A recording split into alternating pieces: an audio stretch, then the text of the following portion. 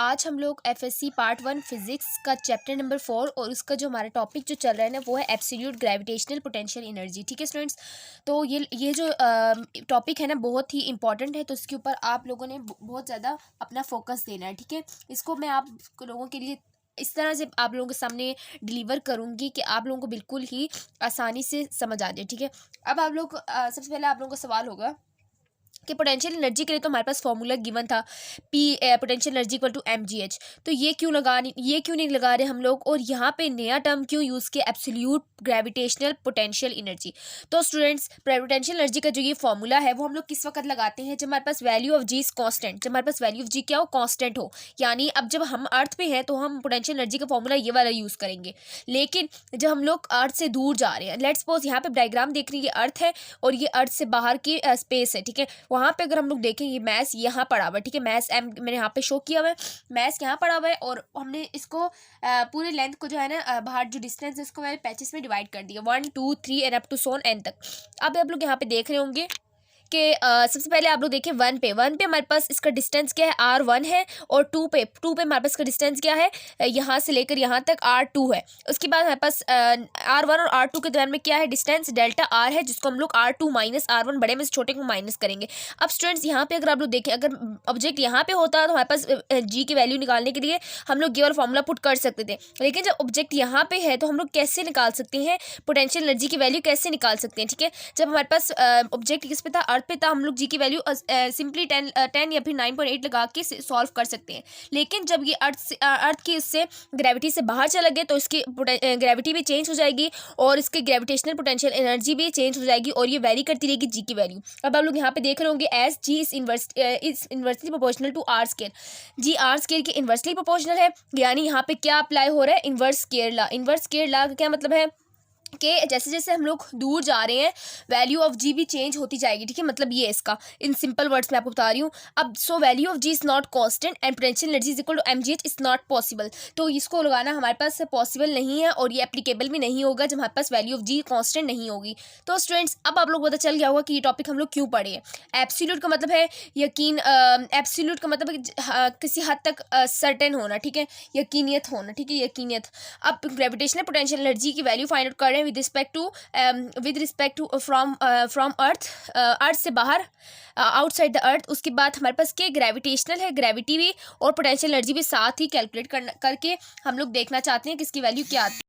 तो अब स्टूडेंट्स हम लोग इसके करेंगे एक्सप्लेनेशन से पहले आप लोगों को डेफिनेशन भी लिखनी होती है, लेकिन डेफिनेशन जो है ना उस वक्त समझ आती है जब हमारे पास पूरा डेरिवेशन हो जाए। तो इसीलिए मैंने डेफिनेशन के लिए लास्ट में रखा है, लेकिन आप लोगों ने पेपर में कैसे करना है, उससे पहले डेफिनेशन लिखनी है, उसके बाद एक्सप्लेनेशन लिखना है और उसके बाद डेरिवेशन सॉल्व करनी है। ठीक है, अब एक्सप्लेनेशन को देखते हैं। हम लोगों ने जो डायग्राम बनाई है उस लिहाज से हम एक्सप्लेन करेंगे। Suppose that we have mass of object m से शो करें which is in between point 1 and 2, point 1 and 2 के बिटवीन में है एम।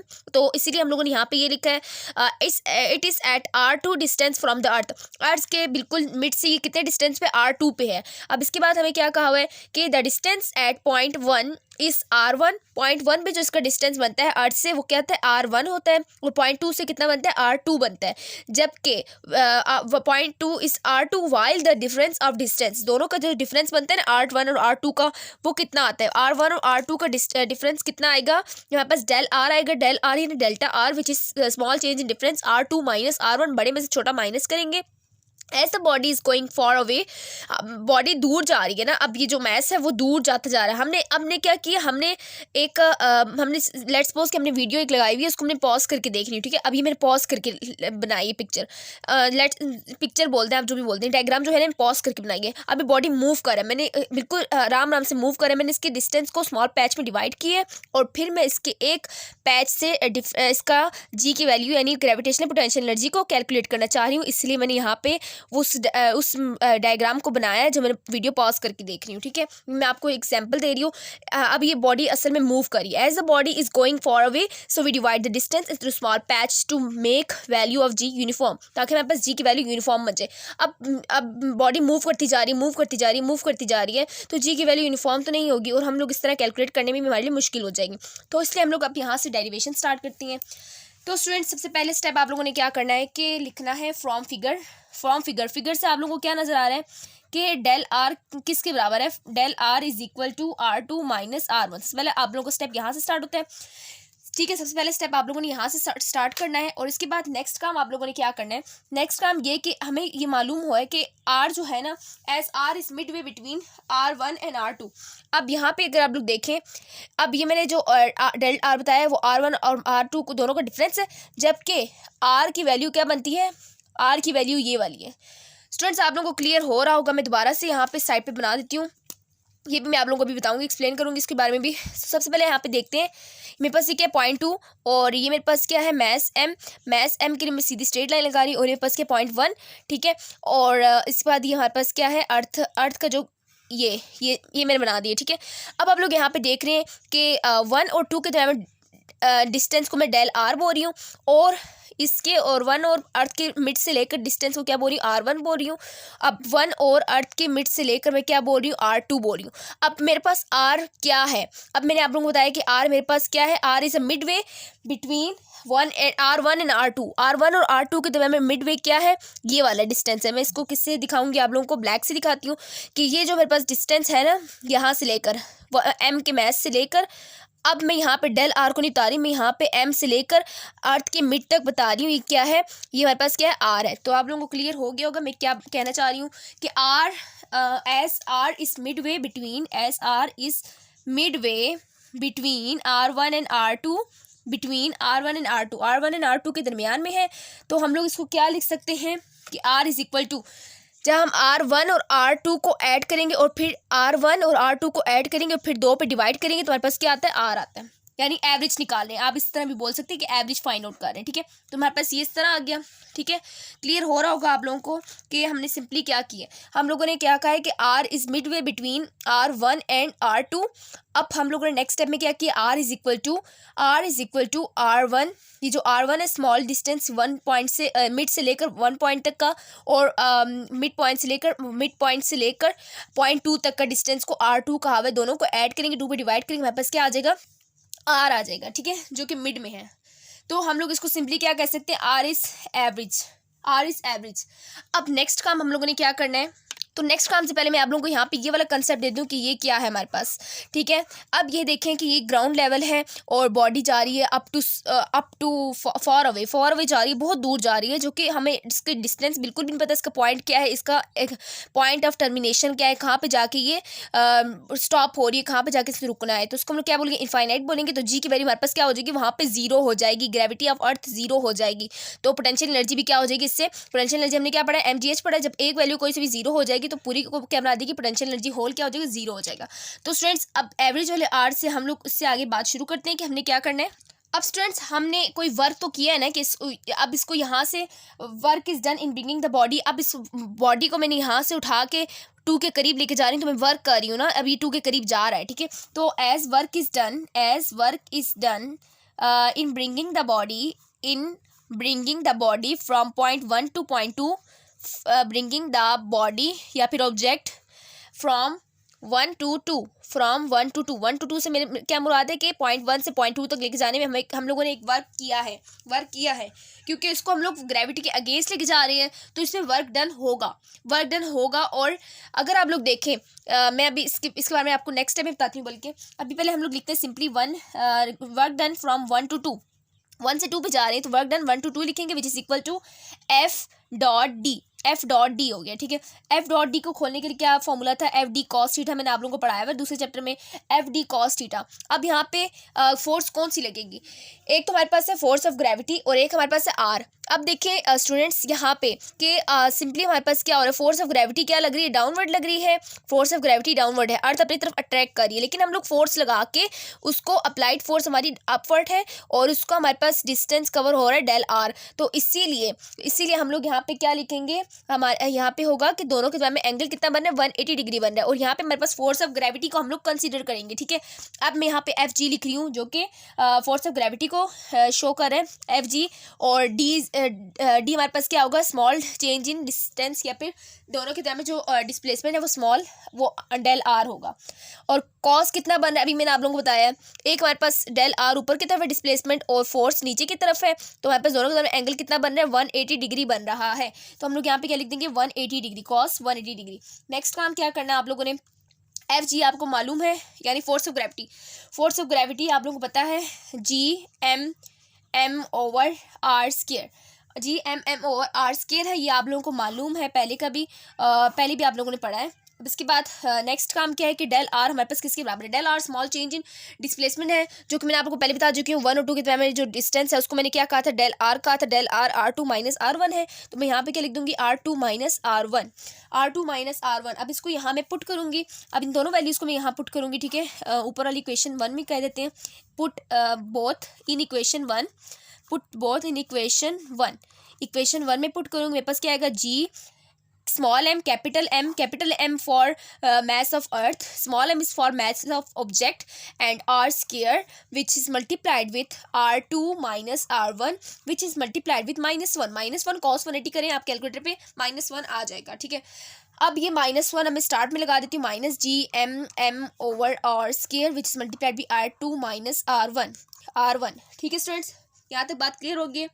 अब नेक्स्ट टाइम में आप लोगों ने क्या करना है, माइनस जी एम और R2 माइनस R1, अब ये आर स्क्वायर को मैं अंदर ले आती हूँ क्योंकि इसको आगे फर्दर सॉल्व भी करना है।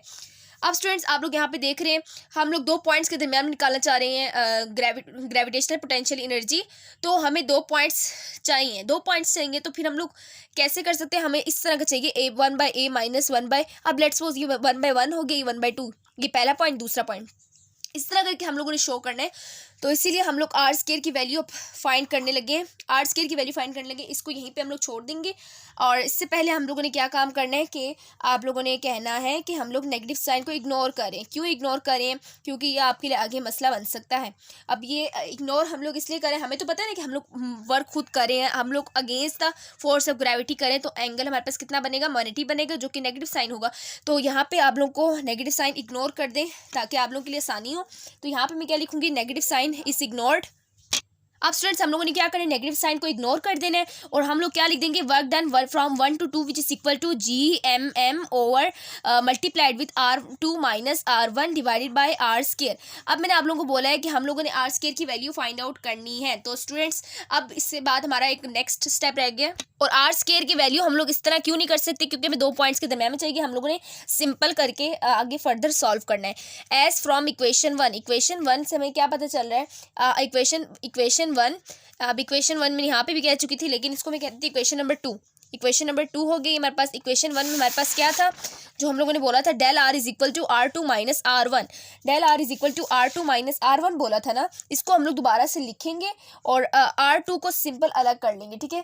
R2 को हम लोगों ने अलग कर लिया, R2 हमारे पास क्या था, हाईएस्ट पॉइंट था, जो जहाँ तक हमने इसको लेके जाना था, del r is equal to del r plus R1। अभी हम लोग सिंपली क्या किया, हमें क्या पता था, R is equal to R2 minus R1 था, R2 हमें चाहिए, तो ये यहाँ पे जाके पॉजिटिव साइन के साथ रिवर्स हो जाएगा। अब नेक्स्ट काम आप लोगों ने क्या करना है कि नेक्स्ट काम, अब इस वाली वैल्यू को कहाँ पुट करना है आप लोगों ने, इक्वेशन नंबर 3 को पुट इक्वेशन 3 इन, अब इसको आप लोगों ने पुट करना है आर एवरेज में, जो आप लोगों को याद है ना, R1 plus R2 divided by 2। अब इसमें हम लोग पुट करेंगे तो हमारे पास ये क्या आएगा, R1 plus del r plus R1 divided by 2। अब इसको आप फर्दर सॉल्व करेंगे, 2R1 आ जाएगा, R1 plus R1, 2R1 plus del r over 2। अब नेक्स्ट स्टेप आप लोगों ने क्या करना है, आपको क्या चाहिए, आर स्क्वायर, तो आप लोगों ने सिंपली क्या लेना है, होल स्क्वायर लेना है, दोनों तरफ होल स्क्वायर ले लेंगे हम लोग। तो हमारे पास ये क्या आएगा, 2R1, जिस तरह आपने पढ़ा ना, ए स्क्वायर, ए प्लस बी का होल स्क्वायर क्या होता है, ए स्क्वायर, ये हमारे पास ए वाली टर्म है, ए का स्क्वायर प्लस 2ab, ए वाली टर्म कौन सी, 2R1 डिवाइडेड बाय 2, और बी का स्क्वायर, बी वाली टर्म कौन सी है, बी वाली टर्म हमारे पास है डेल आर ओवर 2। अब आप लोग यहाँ पे देख रहे होंगे, मैंने यहाँ पे एक काम किया है, आप लोग इससे पहले ये वाला स्टेप भी कर सकते हैं जो मैं आपको बताने लगी हूँ, कि आप लोग यहाँ पे सिंपली क्या कर दें, आप लोग देख रहे होंगे मैंने यहाँ पे 2 को दोनों तरफ ले गई हूँ, इसके साथ भी लेंगे, उसके साथ भी लेंगे, इस तरह भी कर सकते हैं। या फिर आप लोग क्या कर लें कि 2r1/2 plus del r over 2, 2 को कैंसिल कर दें और उसके बाद आप लोग इसका स्केयर लें, या फिर आप इधर भी स्केयर ले सकते हैं या फिर इधर भी, आप लोगों की अपनी मर्जी है। तो मैं यहाँ पे कर चुकी हूँ, इसलिए मैं अब यहाँ से करूँगी और जिस तरह मैं आप लोगों को करवा रही हूँ इसी तरह कंटिन्यू रखेंगे। प्लस अब हमारे पास लास्ट टर्म कौन सी है, बी वाली टर्म डेल r ओवर 2 का होल स्केयर। अब इसको फर्दर हम लोग करेंगे, r square is equal to 4r1/4 plus 2 से कैंसिल कर दें और मेरे पास ये क्या आ जाएगा, 2r1 डेल r ओवर 2, ठीक है। अब ये 2 से कैंसिल हो जाएगा, प्लस नेक्स्ट काम हमारे पास क्या है, डेल r स्केयर ओवर 4। समझ आ गई स्टूडेंट्स, हमने सिंपली फॉर्मूला ओपन किए जो कि हमें पहले का पता है, ठीक है। अब इस पर नेक्स्ट काम आप लोगों ने क्या करना है, 4 को कैंसिल कर दें, r स्केयर किसके बराबर आ गया, r1 plus r1 del r plus del r square over 4। आप लोगों को पता है कि डेल r के स्मॉल चेंज इन डिस्प्लेसमेंट है, ठीक है, स्मॉल चेंज इन डिस्प्लेसमेंट। लेकिन जब हम लोग चेंज इन डिस्प्लेसमेंट, जब हम लोग किसी भी चेंज इन डिस्प्लेसमेंट, अब हम लोग जब किसी भी स्मॉल चेंज यानी किसी भी स्मॉल छोटी वैल्यू को स्केयर लेते हैं तो वो और ज़्यादा छोटा हो जाता है। मैं आप लोगों को इसका एक बताती हूँ कि कैसे। तो ये देखें, ये हमारे पास 0.2 था, 0.2 का स्केयर लिया और छोटा हो जाएगा 0.04, ठीक है। इसी तरह हमारे पास 0.1 था, इसका स्केयर लिया तो हमारे पास और छोटा हो गया 0.01। तो ये क्या हो गया, अप्रॉक्सीमेटली 0 के बराबर हो गया। तो हम लोग क्या लिख देंगे, del r square over 4 which is approximately equal to 0, क्योंकि इसका स्केयर लेने की वजह से और छोटा हो गया। Del r is very small, so del r square is equal to 0, approximately is equal to 0। इसको ख़त्म कर दें बस, इसके बाद ये भी ख़त्म होगी। अब इसके बाद r square is equal to r1 plus r1 del r, ठीक है। यहाँ तक आप लोगों ने कर लिया। नेक्स्ट स्टेप आप लोगों ने क्या करना है, नेक्स्ट स्टेप डेल r आपको चाहिए कि सिंपल आप लोगों ने करना है, simple without plus sign, without minus sign, ठीक है। तो r square is equal to r1 plus r1 del r आप लोगों ने क्या पढ़ा है, r2 minus r1, r2 minus r1। अब सिंपली आप लोगों ने बाहर की टर्म्स को अंदर से मल्टीप्लाई करना है। r1 को r2 से करेंगे तो r1 r2 आ जाएगा, r1 को r1 से करेंगे तो माइनस r1 स्केयर आ जाएगा, ठीक है स्टूडेंट्स। यहाँ पे हमारे पास क्या है, स्केयर है, इसको भी आप लोगों ने गलत नहीं कर देना। मैं तो भूल चुकी थी, लेकिन आप लोगों ने r1 का स्केयर रखना है, ठीक है। और ये मेरे पास क्या है, कैंसिल हो जाएगा। लास्ट हमारे पास स्टेप है, बिल्कुल लास्ट है इस डेरिवेशन का, टॉपिक का नहीं। r1 r2 आ गया, ठीक है। ये हमारे पास क्या आ गया, r स्केयर की वैल्यू आ गई। अब इस r स्केयर की वैल्यू को आपने कहाँ पुट करना है, आपने अपने इस इक्वेशन में पुट करना है जहाँ पे आप लोगों ने आधा काम करके छोड़ा था, ठीक है स्टूडेंट्स। मैं आप लोगों को यहाँ पे दिखाती हूँ कि आप लोगों ने कहाँ पुट करना है, इस डेरिवेशन में पुट करनी है, ठीक है। तो हम लोग यहाँ पे लिख देते हैं, work done from 1 to 2 which is equal to GMM over r2 minus r1 over r square. अब इस पर पुट करने सिंपली r स्केयर की वैल्यू नीचे की तरफ, नीचे डिनोमिनेटर में पुट करेंगे। हमारे पास क्या आएगा, GMM r2 minus r1, r square की वैल्यू क्या, r1 r2। अब इधर भी वही काम करना है जो मैंने आप लोगों को पहले बता चुकी हूँ, जब आप लोगों को मैंने स्केयर के लिए एक और मेथड बताया था, स्केयर खोलने का। तो स्टूडेंट वो मेथड मैंने आप लोगों को क्या बताया है कि आप लोग सिंपली क्या कर सकते हैं कि जो r1 एंड r2 है ना, वो हर टर्म के साथ अलग-अलग भी लिख सकते हैं, इस तरह से minus r1 over r1 r2, इस तरह आप लोग कर सकते हैं, ठीक है। तो आप लोगों ने सिंपली क्या करनी है, कैंसिलेशन करनी है। कैंसिल करके उसके बाद जो आप लोगों के पास बचा कुचा जो रह जाएगा, W1 to 2 which is equal to GMM 1/r1 minus 1/r2, ठीक है स्टूडेंट्स। यहाँ तक बात क्लियर हो गई होगी आप लोगों को। अब स्टूडेंट्स ये तो हमारे पास हो गया 1 से लेकर 2 तक का डिस्टेंस। अब हम आगे क्या करेंगे, 2 से 3 का निकालना बहुत आसान है। आप लोग यहाँ पे देख रहे होंगे 1 से 2 का क्या है, 1/r1 माइनस 1/r2। अब इसी तरह आप लोगों ने निकालना है, इसी तरह आप लोगों ने क्या निकालना है, 2 और 3 का भी निकालना है। 2 और 3 का क्या करेंगे, अभी आप लोग ये बात भी याद रखें कि हमने नेगेटिव साइन को इग्नोर किया हुआ है, 1/r2 माइनस 1/r3। इसी तरह आप लोगों ने वर्क डन 3 to 4 का निकालना है, वो कैसे निकालेंगे, GMM 1/r3 माइनस 1/r4। इसी तरह करके टू बी अप टू सोन कहाँ तक लेके जाना है, n तक, क्योंकि हमें तो नहीं पता ना कि कितना तक है। तो पहले हम लोग n-1 करेंगे, n से पहले की एक वैल्यू, और n-1 goes to form n।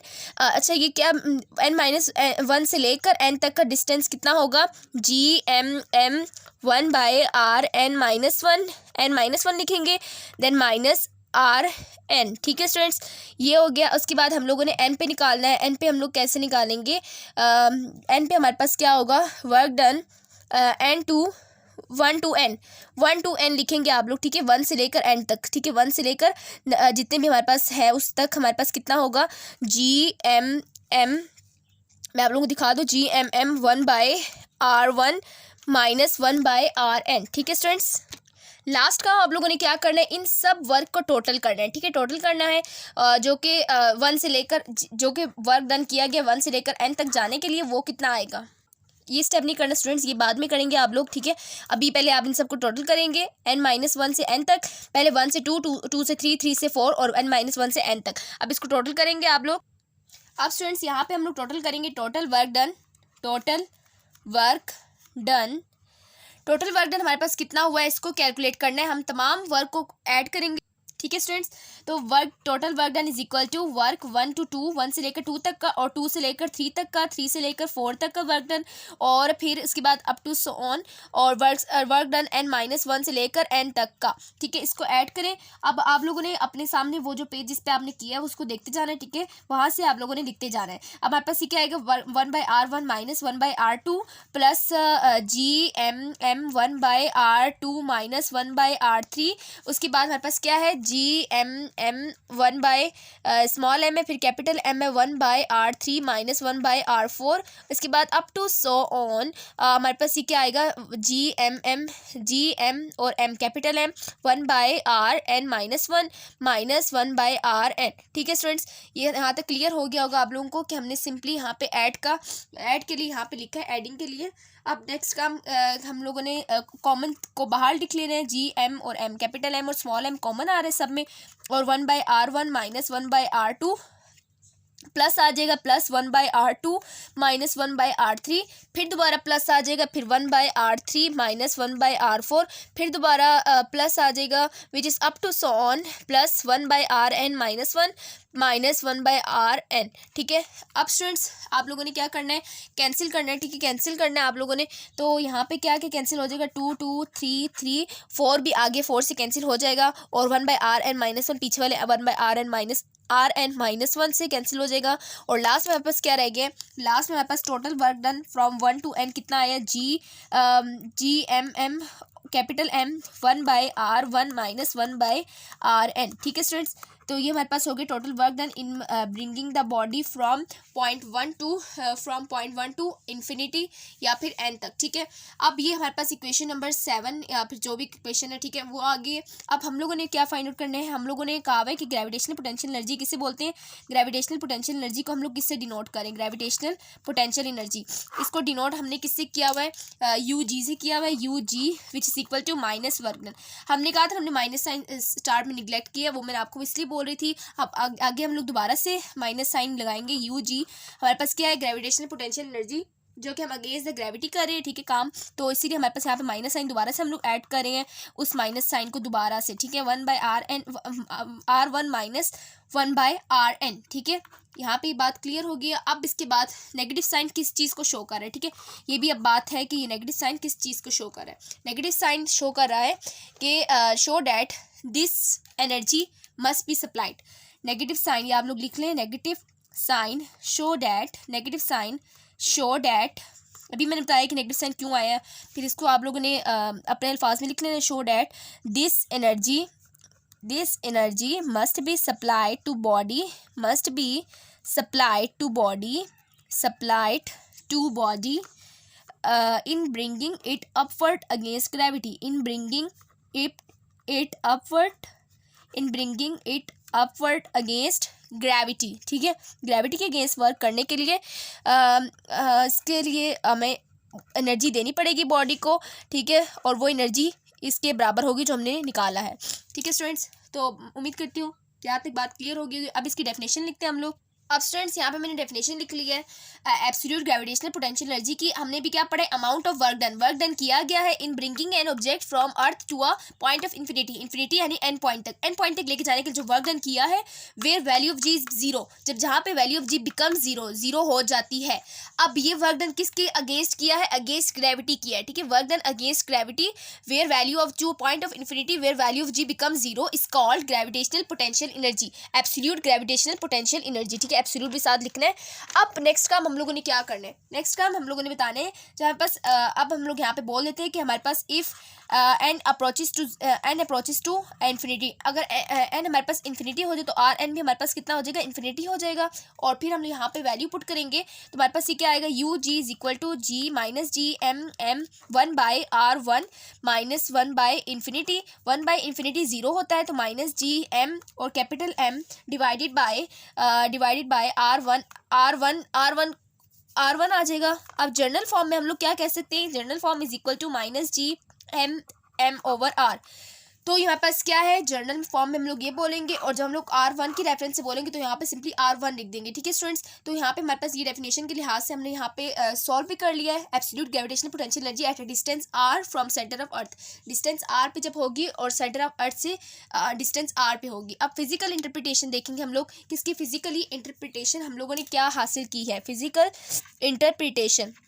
Physical interpretation का क्या मतलब है कि फिजिकली हमें ये रिलेशन क्या शो कर रही है। ठीक है, तो रिलेशन क्या शो करी है। अब यहाँ पे अगर आप लोग देखें, U ji is inversely proportional to R, inversely proportional to R as R increases. इससे क्या मतलब कि जब आर बढ़ रहा है, एज आर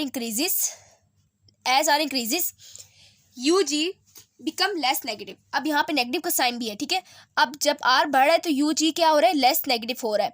जब आर डिक्रीज होगा ना तो हमारे पास यू जी क्या हो जाएगा, U G becomes more, U G का मतलब क्या है, absolute gravitational potential energy becomes more negative, और इससे क्या होगा, पोटेंशियल एनर्जी डिक्रीज होगी, ग्रेविटेशनल पोटेंशियल एनर्जी डिक्रीज होगी। तो यहाँ पे हम लोग क्या लिख सकते हैं, as R increases U G become less negative, और इसका क्या मतलब है कि यू जी क्या हो रहा है, इंक्रीज हो रहा है, U G increases. Less negative का क्या मतलब है कि जब भी कोई, अब लेट्स सपोज मेरे पास एक वैल्यू -60, अब इससे क्या हो रहा है, लेस नेगेटिव -50, क्या मतलब है, क्या हो रहा है, ये इंक्रीज हो रहा है। ठीक है, इंक्रीज हो रहा है, जब बढ़ता जाएगा, यानी जिस तरह -80 हो जाएगा -60 से, तो ये क्या होगा, डिक्रीज होगा।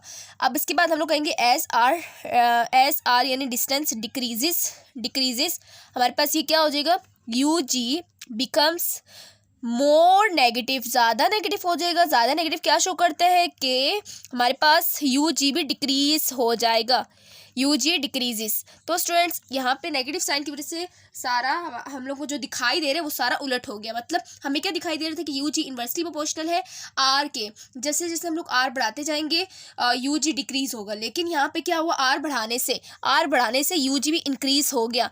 तो स्टूडेंट्स ये क्या मामला था, मैंने आपको बता दिया कि नेगेटिव साइन की वजह से सारा कुछ चेंज हो गया। ठीक है, अब नेक्स्ट काम हम लोगों ने क्या पढ़ना है कि इससे छोटा सा टॉपिक है ग्रेविटेशनल पोटेंशियल को देखना है। पहले हम लोग एनर्जी पढ़े, अब हम लोग पढ़ेंगे ग्रेविटेशनल पोटेंशियल। ग्रेविटेशनल पोटेंशियल क्या होता है, ग्रेविटेशनल पोटेंशियल को हम लोग किससे शो करते हैं, यहाँ पास क्या होता है, जाउल्स पर केजी, इसका जाउल्स यानी gravitational potential per unit mass है। ठीक है, पर यूनिट मास हमारे पास कितना है, जाउल पर केजी है। ठीक है, पर यूनिट मास है gravitational potential, per unit mass. यहाँ पे लिख देती हूँ मैं आप लोगों के लिए, पर यूनिट मास हम लोग के पास ये क्या है, इसका यूनिट जाउल्स पर केजी है। जाउल्स पोटेंशियल ग्रेविटेशनल पोटेंशियल के लिए होता है जाउल, और नीचे मास के लिए पर यूनिट मास केजी होता है। वी जी लिखूंगी which is equal to U g by m, U g की वैल्यू क्या थी हम लोगों ने अभी फाइंड आउट की है, -GM कैपिटल एम, और ये मैस किसका है, ऑब्जेक्ट का है, तो स्मॉल एम और कैपिटल एम कैंसिल, और इसकी वैल्यू के नीचे आर भी था तो ये आर भी लिखूंगी, और यहाँ पास क्या आएगा, -GME ओवर आर। अभी मैंने ME क्यों शो किया, क्योंकि मैस ऑफ अर्थ है। अब कुछ बच्चे कह देंगे मैस ऑफ ऑब्जेक्ट है, तो मैस ऑफ ऑब्जेक्ट नहीं है बल्कि मैस ऑफ अर्थ है। तो स्टूडेंट्स यहाँ पे हमारा ये लेक्चर टोटली कंप्लीट हो गया। तो उम्मीद करती हूँ लेक्चर आप लोगों को पसंद आएगा। लेक्चर थोड़ा लेंथी था और टॉपिक भी बहुत इंपॉर्टेंट है जो कि आप लोगों ने पेपर के लिहाज से तैयार करना है। ठीक है, मैंने आप लोगों को अटेम्पटेशन का तरीका बता दी कि सबसे पहले डेफिनेशन लिखेंगे, देन आप लोग एक्सप्लेनेशन लिखेंगे, देन डेरिवेशन करेंगे, होल डेरिवेशन। उम्मीद करती हूँ लेक्चर पसंद आए तो लाइक करें, दूसरों के साथ भी शेयर करें, चैनल को भी सब्सक्राइब करना भूलें। मिलते हैं नेक्स्ट लेक्चर में, तब तक के लिए अल्लाह हाफिज़।